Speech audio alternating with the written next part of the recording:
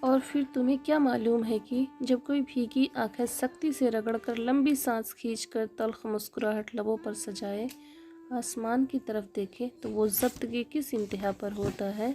بس تھوڑا اور صبر، پھر اللہ کن کہہ دے گا اور فیکون کا نظارہ تمہارے سارے غم دور کر دے گا۔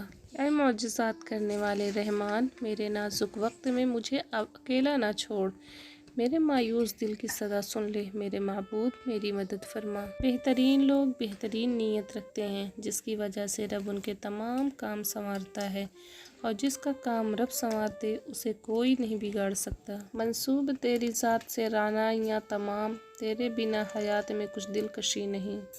منافق لوگوں سے سنبھل کر رہیں، یہ پہلے تو آپ سے رو رو کر دکھ پوچھیں گے، پھر ہنس ہنس کر لوگوں کو بتائیں گے۔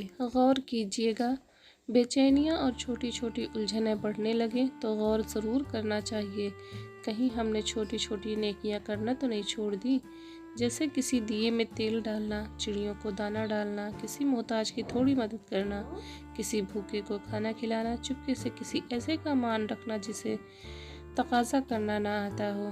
بعض مرد کہتے ہیں کہ بیوی تو دوبارہ مل جاتی ہے، لیکن والدین، بہن بھائی دوبارہ نہیں ملتے۔ ایسے بھائیوں سے صرف اتنی گزارش ہے، جیسے آپ کو اپنے بہن بھائی پیارے ہیں، ایسے ہی سب کو اپنی بہن بیٹی بہت پیاری ہوتی ہے۔ ایسی سوچ والے کو کوئی دوبارہ تو کیا پہلی بار بھی اپنی بہن بیٹی نہیں دے گا۔ نہ کسی کے پاس فالتو ہوتی ہے بہنیں بیٹیاں۔ اگر یہی بات کوئی آپ کی بہن بیٹی کے بارے میں بولے تو پھر کیسا محسوس ہوگا؟ اس لیے اپنی سوچ کو بدلیں، سب کا اپنا اپنا مقام اور حق ہوتا ہے۔ اور اگر تم قرآن کو آنکھوں سے دیکھو گے تو الفاظ نظر آئیں گے، دماغ سے دیکھو گے تو علم نظر آئے گا، دل سے دیکھو گے تو محبت نظر آئے گی، اور اگر اپنی روح سے دیکھو گے تو خدا تمہیں نظر آئے گا۔ کسی کی بیٹی کو اتنی ہی تکلیف دو جتنی اپنی بیٹی کے لیے سہ سکو، ورنہ دنیا گول کیوں ہے اللہ تمہیں سمجھا دے گا۔ لفظ لڑکیاں، تشریح، کسی کی جنت، کسی کی عزت، کسی کی بہن، کسی کی رحمت۔ خوش نصیب ہوتی ہے وہ عورت جو مرد کی بے شمار چاہتوں کی اکیلی وارث ہوتی ہے۔ مرد چھوڑنے میں جلدی کرتا ہے، پھر ساری زندگی پچھتاتا ہے، پر عورت نہیں چھوڑتی، لیکن جب چھوڑ دیتی ہے تو پھر کبھی پچھتاتی نہیں ہے۔